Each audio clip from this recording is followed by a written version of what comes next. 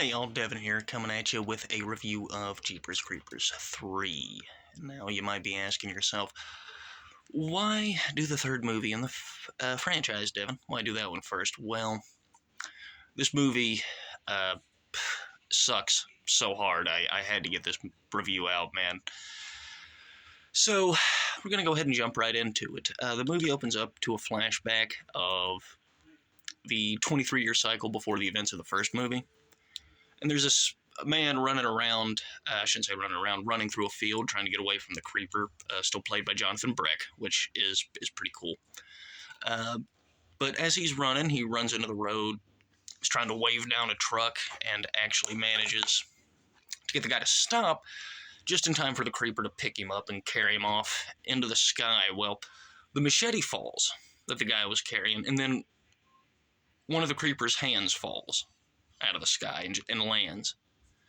And then we get Gina Phillips given the classic every 23 days or every 23 years for 23 days he gets to eat or whatever.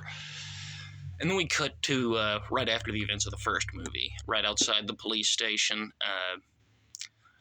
Officer Davis Tubbs, played by Brandon Smith, him and his officers are inspecting the creeper's truck. Well, apparently, between the events of the first movie and the events of this movie, the creeper apparently went to like one of those GTA custom shops and had this thing tricked out beyond belief, man. One of the officers goes up and he's kind of looking at all the bodies, and he looks in there and I guess he sees something. He says, "Those are for sewing and I want to know for what." And he's got his hand, or I guess like this part of his arm, about halfway in the door of the truck. And metal spikes come out of the roof and the floor and go through the guy's arm in a way that I can only describe as somehow the guy gets bitten by a fucking truck. Which almost took me out immediately. But trying to give it a chance, I wait. And then the sheriff, Danny Tashtego, played by Stan Shaw, shows up, and he's probably the best character in the movie, the best thing about the movie. And he asks, hey, what happened? And as they're explaining it, the tailpipe on the truck,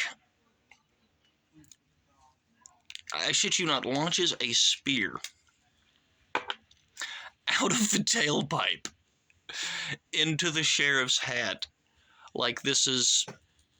oh, man. It was bad. The truck acts almost sentient in this, but... Officer Tubbs, I guess is what we're going to call him now, says, get the truck to the impound. And they put the truck on a tow truck, obviously, and they take it out of there with a police escort. Well, apparently the creeper had spent some time on Coruscant with the fucking Jedi, because he's like he has the Force in this movie, and I'll come to the probably most ridiculous part of it in a minute. But he knows when someone's trying to jack his ride, so the creeper goes after the tow truck, and there is probably the best shot in the movie here. He lands on top of the truck, they get out, the camera pans over, and the creeper's just standing on top of the truck with his axe. And it honestly does look pretty cool. That's probably the best, that's probably the only good part of this movie. And I want to give a shout out to the actor who plays, if I remember right, Frank, tow truck driver. That's how it's written on IMDb. I am not kidding. The guy's name is Michael Papajohn. I had to fucking include that. There's no way that's a real name. But that's how it was written on IMDb, and it was awesome. But moving on from this terrible movie. So after we get that, we cut to this random kid and his friends dicking around on their dirt bikes. And they find the creeper's truck. Well, needless to say, they try to fucking vandalize it because they're teenagers on a dirt bike, I guess. The door flies open, they see all the dead bodies, they try to take off. One of them gets impaled like through the leg with the spear out of the tailpipe, because again, I guess it's fucking heat guided. And his buddies just take it. They try to help him, but the creeper shows up. They take off and leave him. And again, the creeper jumps off the top of the truck, lands, like does a Fonzie, like hits the door and it opens. Almost expected, hey. But yeah, he opens the door like the fucking Fonz. Forrest calls one of his spears, chucks it, and kills two of his other buddies. Which was pretty fucking hilarious. And then, after that, I guess I gotta tell you about Madison, the female lead of this movie, played by Gabriel Hall, who does an admirable job, I gotta admit. Pretty bland, but with the crap she was given, I really can't blame her. So she's trying to feed a horse. That's apparently she lives on a farm that's not making any money, and her horse is going hungry. So she drives off to what I guess is a feed store, kind of like a Tractor Supply or whatever. And there she meets what I guess is a friend from school. Again, they do such a piss poor job of explaining these characters' backstories. It's kind of almost pointless to even go into it. But the kid working at this feed store apparently has a crush on Addison. Goes in to his dad, who is apparently the day manager or maybe owner. Buys her horse some hay.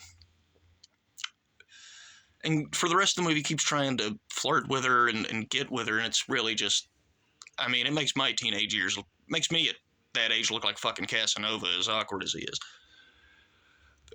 So, we get around, things happen, I guess. But as we follow these two teenagers, I guess he had some delivery he had to make. He goes up to they call it Bernardi's in the movie. I don't know what the fuck that even means, but so him, Buddy, and Addison decide to go up there to take some hay up, and I guess the creeper had already been there. They're all hiding under cars because I guess they think if you hide under it, it can't find you. Just hide under something.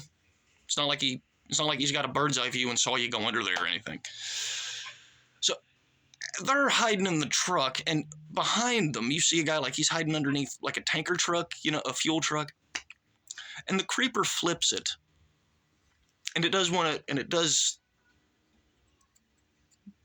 this, like tumbles over itself. So we can break physics, but I mean, what do you expect? The creeper's a fucking Jedi now. So we're going to go ahead and cut back to the character I actually care to see, which is Mr. Tashtego. He meets up with the group of apparently creeper hunters with a jerry-rigged minigun on the back of a truck. No, that was not misspoken. And Sheriff Tastego's like, hey, have you tested this thing? And he says, it shoots 20mm rounds, because that's an answer. Then it shows the ammo can that they brought, and it's clearly .50 caliber. So apparently you didn't fucking test it.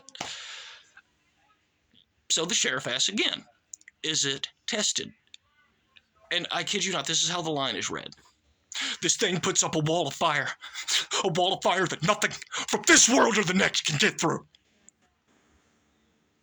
First of all, dude, take a fucking Xanax. Number two, that's not answering the question. And they get a call on the radio that, hey, they found a victim, and they meet the truck.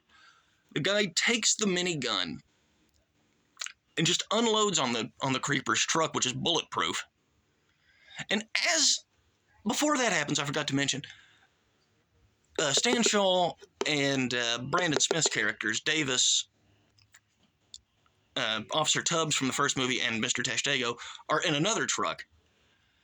And the sheriff hands the gun off to the fat white guy, Tubbs, and he's like, hey, are you still a sharpshooter? And he takes what is a Mini 14, a semi-automatic rifle. This will be important. And while he's shooting at the creeper's truck, he's having to pull the bolt back like it's a bolt action, like you would see in World War I or II.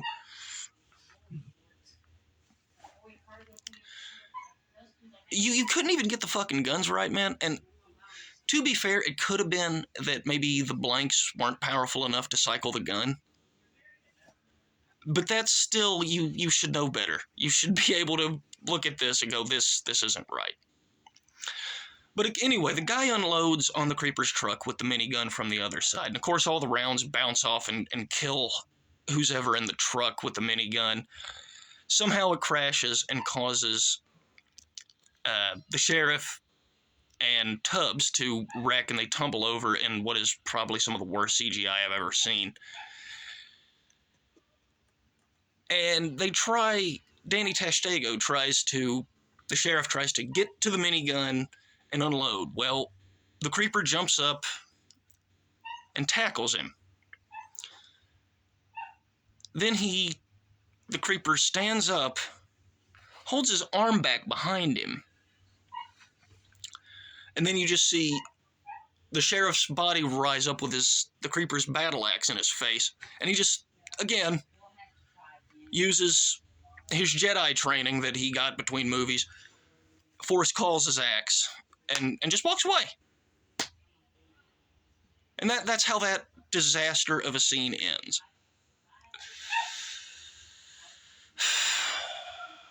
He ends up capturing Addison, and remember the guy that got his leg impaled, the fucking dude on the dirt bikes? Apparently he was still alive. Him and Addison had tried to escape the truck, and he gets impaled from a spike that comes out of the seat of the creeper's truck. No, that was not misspoken either. This movie's a fucking train wreck, man. Now, that being said, my real final verdict on it, I'm just going to go ahead and skip to that. It's a fun movie to watch if you crack open a couple of beers with your buddies and you do not treat it seriously. If I had to give it a rating, I would give it a 1 out of 5. Almost everything about this movie is terrible. And I really enjoyed the first movie. I thought it was fairly original for what it was. Victor Salva, though, he's a hard one to like, and if any of you have followed this franchise at all, you know what that is. And I'm just going to come out and say it, child molestation.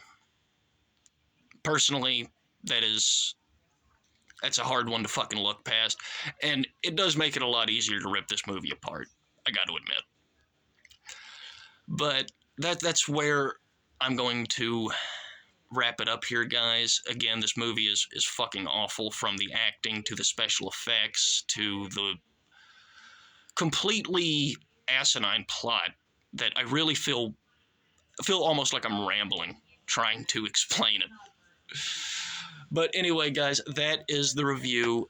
Like, share, and subscribe. Help us grow the channel. And thanks for watching. Have a great day.